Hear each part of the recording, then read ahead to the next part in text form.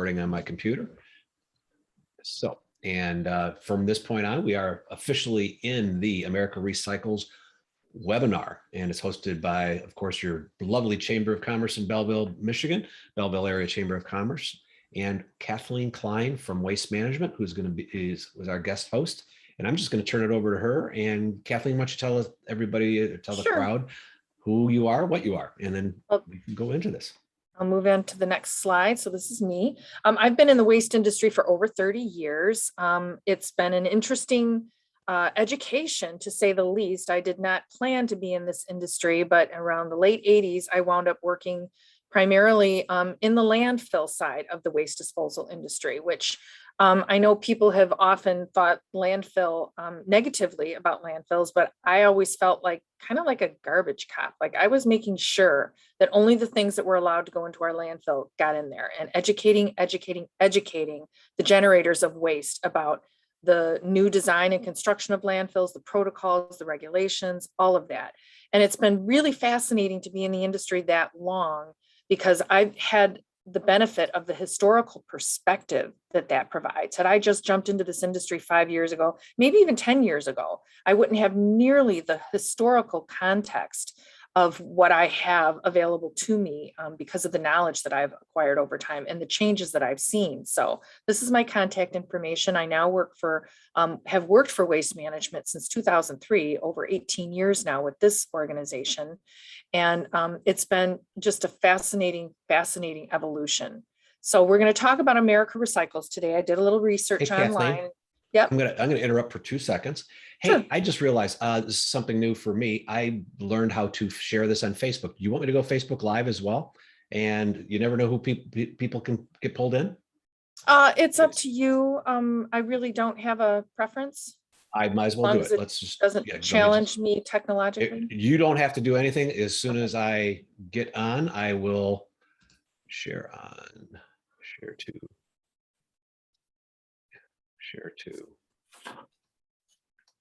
my page, and I'm going to hit go live. Give me 2 seconds. I'll reintroduce. Okay, we are now live on Facebook. Hey, folks, we are starting our webinar, which is you can be here live in the webinar or watch on Facebook, and it's America Recycles, hosted by Kathleen Klein from Waste Management. We're just kicking off now, so everybody sit back and relax and go ahead, Kathleen. I appreciate it. So I was doing a little research online to find out exactly when did America Recycles Day come along. And Keep America Beautiful evolved in the 1950s because of the influx of consumer goods and related trash from the post-World War II era. And Keep America Beautiful is who actually initiated the America Recycles Day. So they also were responsible for some of the PSAs that we started seeing in the 1970s, trying to remove or reduce the amount of litter that was happening. So this has been an ongoing effort for quite a long time, initiated by Keep America Beautiful. So today we're going to be talking about where are we now in the state of recycling, because there's been so much information thrown at us over the last 10 years, and some of it not very good because there have been so many challenges around recycling. The challenges originated because we lacked the infrastructure within our own country, United States, to manage a lot of the recyclables that we were generating as a consumer society. So this is my contact information. We'll have that at the end as well. There is a really good history of recycling that's available online if you can find this link to Time. This is an article from 2016, and it shows that even back in World War II, housewives were saving waste fats to make explosives. We have been recycling for a very long time. I think we just got a little disconnected from our waste generation and then got a little bit lazy about doing the recycling. All right, so hopefully we're on the right track now to improve all of this. We saw in 2018, the EPA put out its first America Recycles Day pledge, encouraging companies to take the pledge to recycle. When that initial invitation to pledge came out, there were 45 signatories. There are now well over a couple hundred, I think. I tried to count them all. It was too many. I just gave up and said over hundreds of companies and organizations that have signed on to the pledge to recycle, but we can still encourage and do more. So anyone on the call today, anyone who listens to this or watches this, once you've seen a presentation on recycling, you become some of the best ambassadors we could have out there, because you educate your friends and family about the need to really keep up recycling. It is becoming a valid, sustainable industry, but it relies entirely on each of us as human beings contributing to the recycling bins in the curbside recycling efforts at home or at our recycling at work, in order to make the industry flourish and stay sustainable and be most effective. And effective is, we'll get to that in a minute. So this was the pledge. You can still find it online. There is information on the EPA's website that's currently up to date about America Recycles Day and any and all things waste and recycling. For people who really like to dive deep, students doing class projects, there's a ton of information online out there. If you haven't taken it within your organization or in your family, it is a great way to celebrate America Recycles Day. Take the pledge. So waste management has been heavily vested in this. And a lot of people, believe it or not, I'll still run into people who don't know that waste management is as large as we are. A lot of individuals think that their waste hauler is a small local outfit, and they don't always realize that we're as large as a major automotive supplier or company, I should say. We're 14 billion, I believe, our assets now. We're 45,000 plus employees, and we handle more recyclables in North America than any other company in this industry. That's the biggest, most important thing. When you're out there handling more of these recyclables than any others, it gives you a greater stake in the game. And what we're investing in, the story that we have to share about our investments in recycling, I think lends it the credibility that it really deserves at this stage. We do still have some additional infrastructure development to do, but we're moving in the right track. So Waste Management alone in 2018 committed to investing in recycling over 100 million, same in 2019 and 2020, and we will invest over 150 million in 2021. It's a huge shift of investment as an organization into and making sure that recycling stays sustainable. So a lot of facts and figures on this sheet. I won't go into a lot of detail here. This information is available on our sustainability report. If you are interested in that deeper dive, the EGLE website, Michigan State Department of Environment, Great Lakes and Energy, has information on Michigan's recycling. EPA has information on federal recycling, and Waste Management has information on recycling within our organization and our sustainability report. So this lower slide at the bottom, this is the one that we'll focus on as a conversation a little bit later on. I do want to say that we have appointed our first Chief Sustainability Officer. You can meet her in our 2021 report. She came through the ranks of the company as an engineer on our landfill side of the business. So we're happy to say that she's now running the ship as far as our sustainability efforts go. More information about 48,000 employees now and the different facilities that we have managing recycle streams, 52 single stream recycling, commercial facilities. I don't want to go into a lot of detail because I don't want it to sound too much like a commercial for us. It's really more about the evolution of the recycling effort. So here's where it really matters. If you can see my slide here, this slide is dated from 2011. I tried to find a more updated one, and to be honest, this slide shows best the reason that recycling is so critical and that we don't always recognize and connect to. I would say that these energy savings are pretty much more or less intact still, even though this is a slide from 2011. Nothing else out there exhibited this as clearly as this particular ISRI slide does.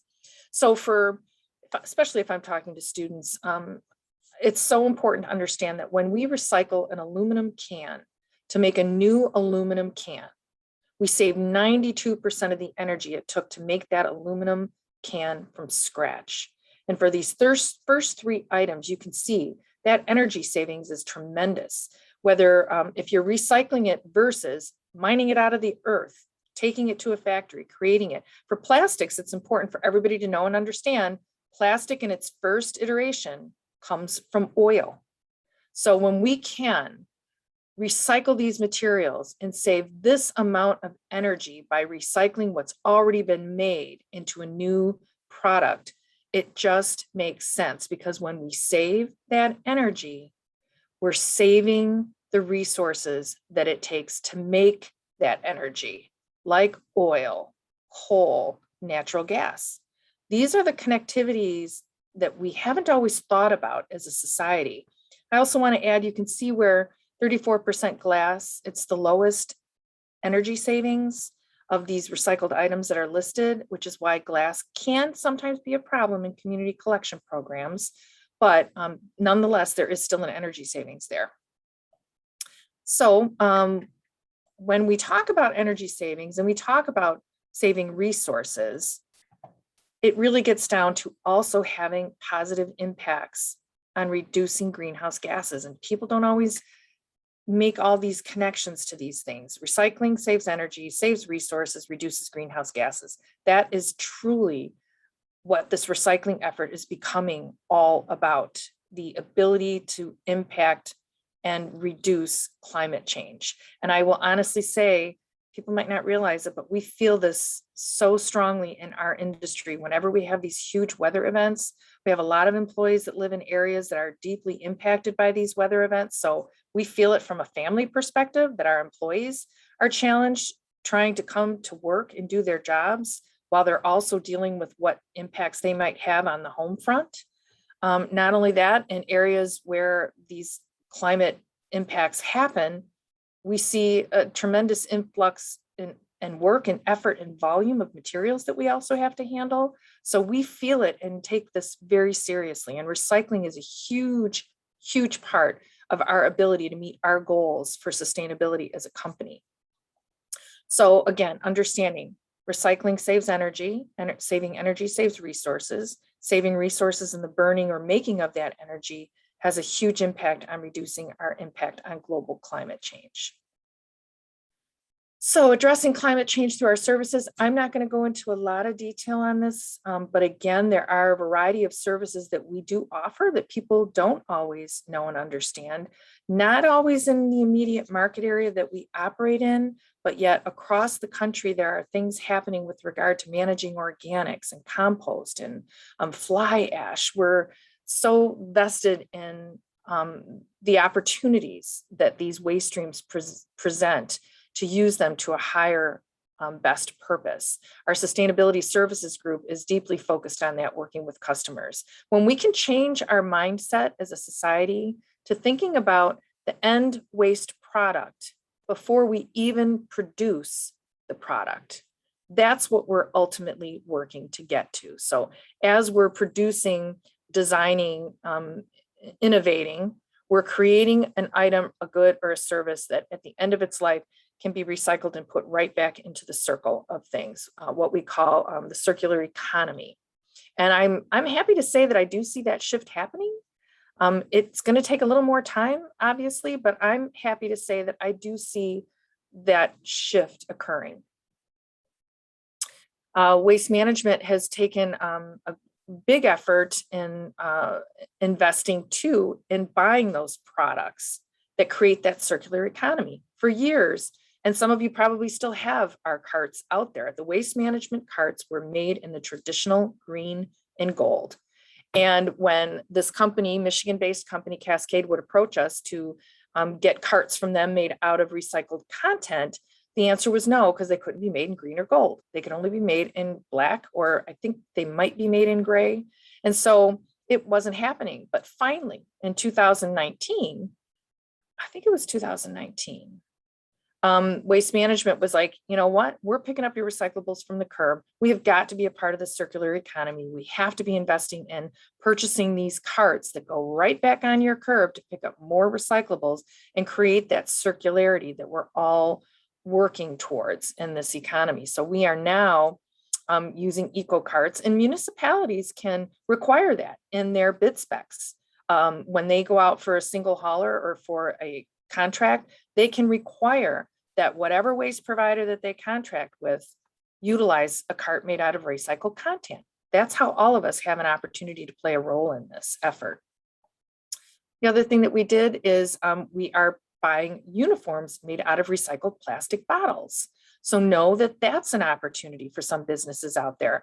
Our employees that work the front line, our crews are able to wear these uniforms. Some of our employees that work in our our renewable energy area might not be able to. It's about the type of fiber and when you're working around electronics and currents and things like that. But for the most part, there are hundreds of companies out there with uniformed employees that might be able to put this type of uniform into play, made out of recycled content from the fibers of recycled plastic bottles. So what we recycled in 2020, a lot, total of 15 million tons of materials were recycled in 2020. All right, that's all available in the sustainability report that's just been published online as well. Paper, the good news about paper and organics, I want to say the good news about most of these now is that the infrastructure is happening in the United States. We are seeing companies coming in, whether they're foreign entities or US entities, companies investing in these reprocessors, these companies that will either take the collected recyclables, process them into pellets or materials that can then be made into new product. We're seeing that investment happening in the United States. So the infrastructure is starting to develop. Probably farthest ahead, paper. I think we might see some of the metals as well.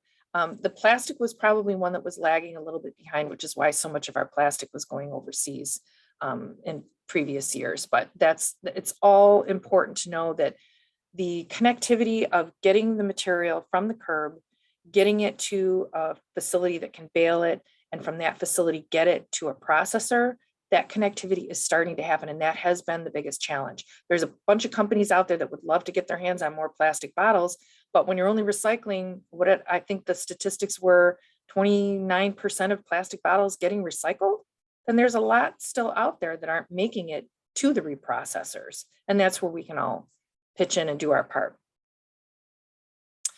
So one of the reasons that I found this slide fascinating when I saw it, I had heard a couple years back that more and more on our quarterly investor calls that the conversation was turning to ESG. So investors and people on the calls were asking about recycling and environment and social governance more than they had previously in decades. And this slide does a great job of showing exactly that. Even where the bar starts to jump up in this graph is when I first started hearing about this conversation within my own corporation. So I think it's really important for each of us to see that this is not just a trend anymore. It is now a full-blown effort where 100% of the conversations happening, I won't say 100%, that would be so wrong. I'm sure there's still conversations going on that aren't about this, but the good news from what I feel from a historical perspective is that more and more investment, large institutional investors, individual investors, companies, corporations are all understanding that this is a true effort that has to happen. When you start saving by doing recycling and sustainability initiatives in your companies, we do start to see savings. You'll start to see savings immediately to your bottom line. And when you get those savings accomplished in one area, typically energy savings is the first thing that most companies tackle. How can they be more energy efficient? Then it frees up money for investment in other recycling initiatives, whether it's water usage or other goods and services that they're buying. So it has it's truly become a social mindset shift and change. And you can see it happened right about 18, 19, and then it really shot up in the last year. So all oars are in the water and we're all rowing in the right direction. When all of these different, from businesses to the investors who invest in businesses, to us as individuals, are all working towards this common goal. So highlights from the 2021 recycling update, which Waste Management does a recycling update every year in the fall. I'm going to read more or less just from this sheet, but the domestic recycling industry has adapted and grown stronger. That was the big question, I'd say around 2015, 16, when China stopped accepting the majority of our recyclables, was what's going to happen to it? Is it just going to start winding up in the trash? And I will still meet people daily that say, come on, isn't it still just being thrown away?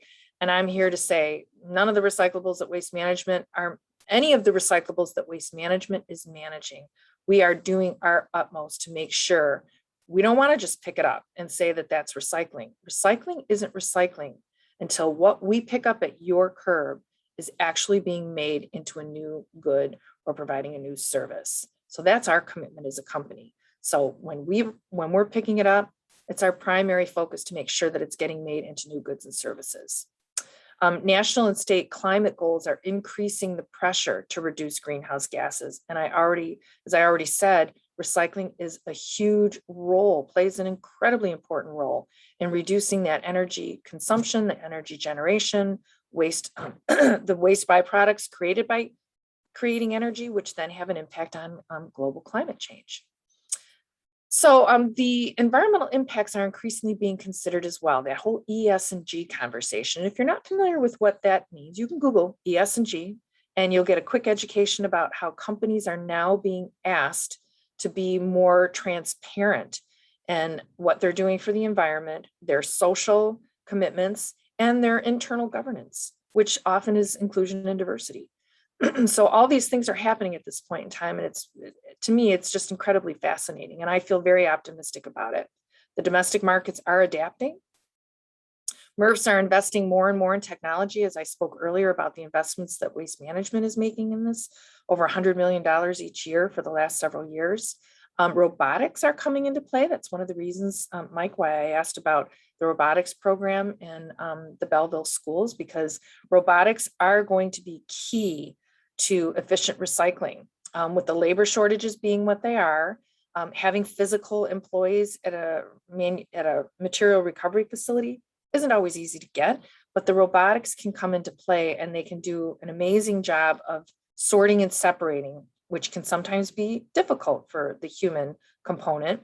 And those robotics can also be programmed very quickly to change as the waste streams may change in our society. So they've been used, robotics over in Europe for quite some time. They're being introduced here and invested in here, and they're making a big difference in the efficiency and the effectiveness of recycling at the MRFs. And we're also seeing state and local governments are adjusting programs and trying to encourage and implement and legislate for programs that will encourage sustainable materials management, where we're taking materials and not just throwing them away as waste, but we're actually using them for their higher purpose before the end of their lives.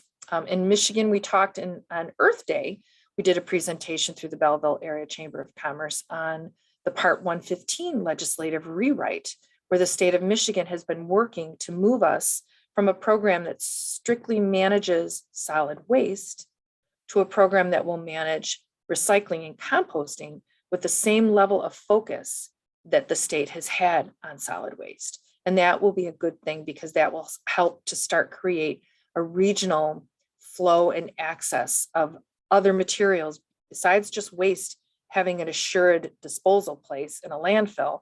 We now want to start working regionally to make sure that recyclables and compost has an opportunity regionally to be gathered, collected, managed, and repurposed to a higher good. Post-consumer content matters. So many companies now are paying attention to you, the consumer. I try to highlight this with my young students every day that they may not realize it, but they have incredible power, and it's in their purchasing power. How they spend their dollar, what brands they buy sends huge messages up the chain to these companies that produce the goods and products that you're buying. And especially in this day and age with algorithms and rewards cards, every purchase we do has an opportunity to be tracked back to the producer of that product. And when we start buying materials made out of recycled content or in recycled packaging or with less packaging, that resonates with those companies that produce those goods. And they're always going to want to capture your market share. So know that how you spend your dollar really matters. Be a smart shopper and look for products made with less packaging, made with recycled content, packaged in recycled content packaging. All of those things matter so much. And then new technologies will continue to play an important role in solving hard to recycle materials. It's not always the goal that we get to zero waste. The goal is that we're always striving to figure out how to best manage the waste that we may generate or need to repurpose. Let's see. So we did recently get a couple of awards for our recycling facilities and our organics processing. So I will just say again, when this much focus is going into an industry and investments in an industry, that speaks really well for that industry.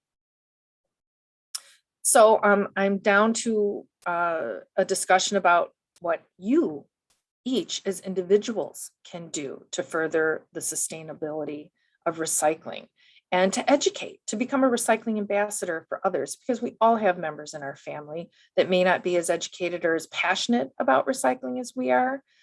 So when we learn what we know, we can share that knowledge.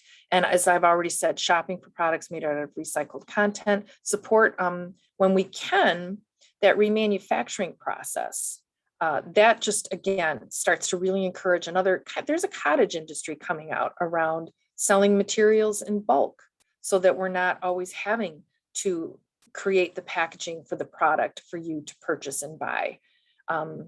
I met someone recently who's operating one of those stores. I can't think of the name of it right now, but Mike, I can always let you know later. They're in another area. Buy items with less packaging, refillable, reusable containers. I think that's probably one of the oldest ones that we've been doing for quite a while with our refillable water bottles, but always remind your young people, students, children that refillable, they're probably, I take that back, they're going to be reminding you, the adult, the parent in their world, that you need to buy them a reusable or refillable water bottle. That's how good the kids have gotten with their education in the schools. Reusable grocery store bags. Always doing that when and if you can. I met a company that's making reusable bags for the grocery stores out of recycled billboard advertising posters. They recover that poster material when a billboard is changed out, and they're turning it into really heavy, hefty duty canvas bags that you can take to the grocery store to shop. Food waste. The most important thing I think about food waste, and we can all benefit from this. We all know that we grew up as a society where how many times do we hear that our eyes are bigger than our stomachs, right? And we load our plates up with food and we can't eat it all and it winds up being thrown away. So portion control is important. We're seeing at some of the colleges and universities that one of the first things that they did to manage and reduce food waste was to take away the smorgasbord style of feeding students in the cafeteria, to going back to maybe serving portions so that portions could be limited. And if a student wants more, they go back for a second portion versus I can remember my first year in the dorms at college, just loading up my plate because I've never had such a lovely variety of food available to me, but yet how much can you really eat, right? And so much of it wound up just being scraped into the trash can at the end of a meal. We've got the holidays coming up, so that's another time where we can work really hard to reduce the food waste that we might generate. This is number 6 is one of my own, you guys, because I work at a landfill and I see after a wind or weather event how much of the plastic material that lands in the waste at the active face on a windy day gets blown into the surrounding environment. It's almost always those plastic bags that we get at grocery stores and retailers. So if up until recently, I'm taking my back to my grocery store because most of your major grocery stores, retailers have a collection point at the beginning of the store for plastic film. And if you look, it won't just be their retail bag. You can bring other plastic retail bags there. You can bring bread plastic bag wrappers. There's a lot of plastic film that they're willing to accept in those containers, but be sure to look at their guidelines. And if you're not sure, only put plastic bags in their containers because we don't want to create contamination at that part of the plastic bag recycling effort. We can do damage there too. So But if you can't repurpose a plastic bag or take it back to a retailer and you have to throw it away, maybe you carried fast food home in it and it got sticky with food on the inside. I tie my bags in knots before I put them in my trash. It doesn't take long. It's so fast and easy. And I tie them in knots, and that way they're less likely to fill up with wind and blow into the trees and the surrounding environment. This one I'm doing, and you probably have experienced this as well. A lot of catalogs are coming in the mail right now. They're so expensive and they're so beautifully produced. But if I'm not going to buy anything from that catalog, first thing I do is call them up and ask them to take me off their mailing list. It's really hard for me to see them wasting so much incredible resource and money producing this beautiful catalog if I'm not going to buy from it, because I'm probably not going to buy from it. Repurpose, reuse, and repair items. This is a tough one. And I'm seeing a lot of communities talking about having these repair days where they'll set up an event and they'll have people at that event that you can bring a household good or item, or at least learn who's out there doing a repair, because all too often it's gotten expensive and we wind up just throwing something away and buying new, when I can remember still when I was coming up that we repaired a lot more than we seem to be doing now. Major appliances still require repair and can go through some repair, but there are other opportunities, I think, for some repair to take place as opposed to just disposing. We all know printing on both sides of paper whenever we can, or if we're using it for scrap, use both sides before we toss it in the recycle bin. Compost your food scraps and yard waste if you can. This is a tough one. I live in a very small lot in my community, but I get a lot of leaves. I would never, ever have the room to compost my leaves in my own home, in my own environment. I even feel a little bit challenged to do food scraps and yard waste. I don't produce enough of it. So what I would have would be small and not purposeful. And my big concern in any urban environment now is that we could attract rodents that we don't want to attract. But if you're into it and you have gardening going on in your home and you've got the property, compost is an absolutely wonderful thing to do. Our dirt is very, very tired in our society and benefits greatly from compost when you can do that. And most importantly, this one probably can apply to all of us.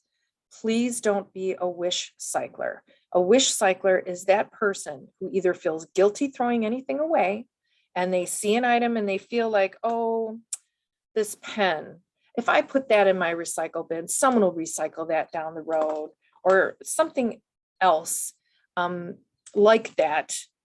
People who put Christmas tree lights or garden hoses, things like that in the recycle bin, those are not acceptable items. And we ask, please don't put them in there. You create more harm to the system and damage and cost delays than you're doing any good, because those Christmas lights, those hoses are going to be pulled out. They're going to be sent right back to the landfill where they probably belonged in the first place if you couldn't repurpose them through some other channel in your community. So the saying that we have now is, if in doubt, throw it out. If you don't see that chasing arrow indicator on the bottom of an item that guarantees that it's recyclable, and even some of those, you do have to check. Sometimes those arrows can lead you to believe something's recyclable, but it still might not be recyclable in your community's program. So be careful about that. There is an effort going on nationwide now to kind of simplify the whole recycling labeling and truth in labeling, so that we don't have confusion in our public who really does want to do the right thing. It's just sometimes we have a mindset that makes us wish cycle when we really have to move away from that for the benefit of reducing contamination. So with that, if we all take these small steps, there's more information out there through the state of Michigan, through the federal government. We can really do a lot. Each of us doing a little adds up to great efforts.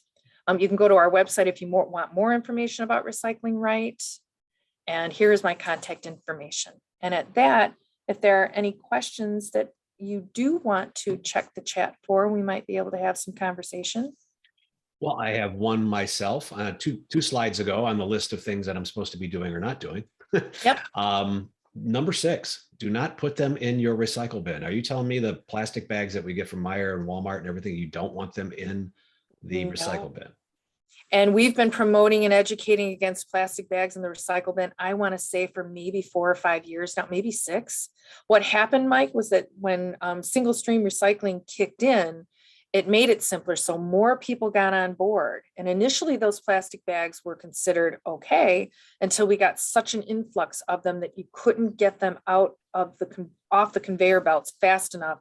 They wound up moving through all the moving parts in a recycling facility. There's these things called stars, and it's all spinning discs, and that plastic wraps around those discs. So do the electric cords and Christmas tree lights and hoses, and they'll jam that up. Those little plastic bags, they seem small, but they will wrap around those moving parts so tightly that you'll have to shut a plant down for hours to cut all that loose. So check your guidelines. I don't know any communities in Southeast Michigan that are accepting plastic bags in their recycling programs right now.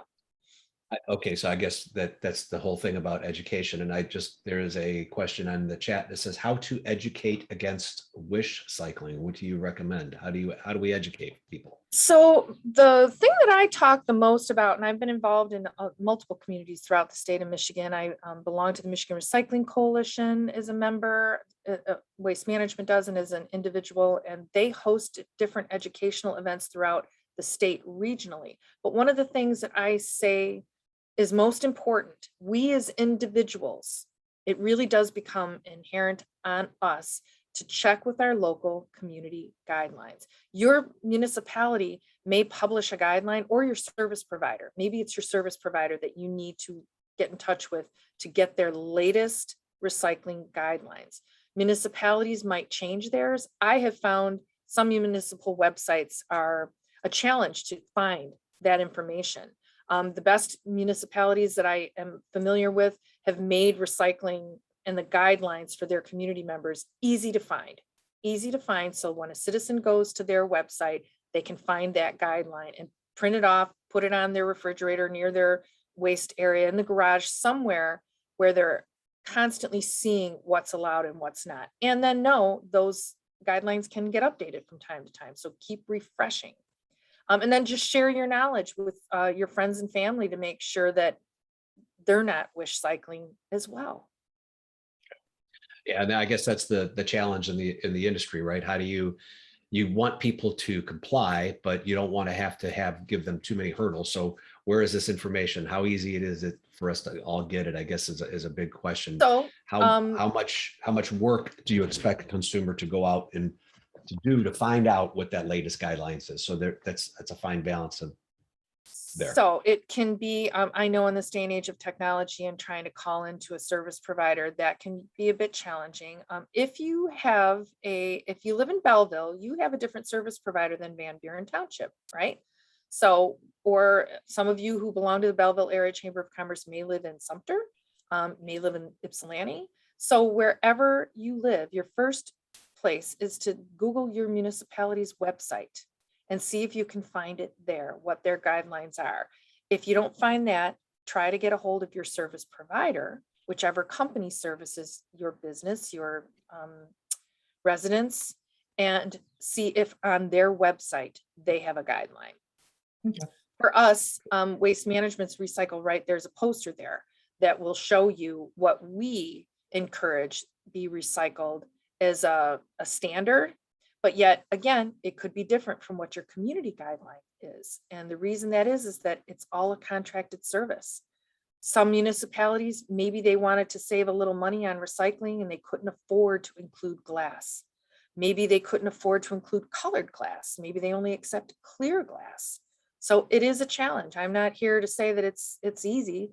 It's a little complex. You got to do a little homework if you're dedicated, but most people who are passionate will make the effort to find out. Okay. Completely understand. Yeah, it's getting the passionate ones educated is the easy part. It's getting the people that are right on the fence. But yeah, fence sitters. Yep. Okay. Doesn't look like we have any more questions out there. So we do want. Is there anything you wanted to say before we end the webinar for the day? I guess. No, for those who have an opportunity to view this, thank you for your interest, because really and truly every little bit that we do does matter cumulatively. and to stay encouraged, because I've seen a tremendous amount of change happen in the 30 years that I've been in this industry. And even at this stage in life, we've seen we've got some work to do still, yes, but we have made tremendous strides in the past and will continue to when we all work towards common goals. All right. Well, thank you, Kathleen, for joining us again. And I think it was April 15th. So it's every 6 or 7 months, we'll get a nice webinar from April you. So 21st is Earth April Day. 21st, November 15th Yes. is Yeah. our America Recycles Day. Okay, and which is today. So thank you very much for joining us. Appreciate it. Hopefully everybody else. And like I said, I will have the recording and I'll put it up on YouTube. So, and give you the link as soon as I have it all downloaded. Okay, Kathleen? And All right. that's it. All right, everybody. Thank you very much. You have a great day. I'm going to sign off to Facebook and stop that live stream. And I guess that's done. And I stop the recording.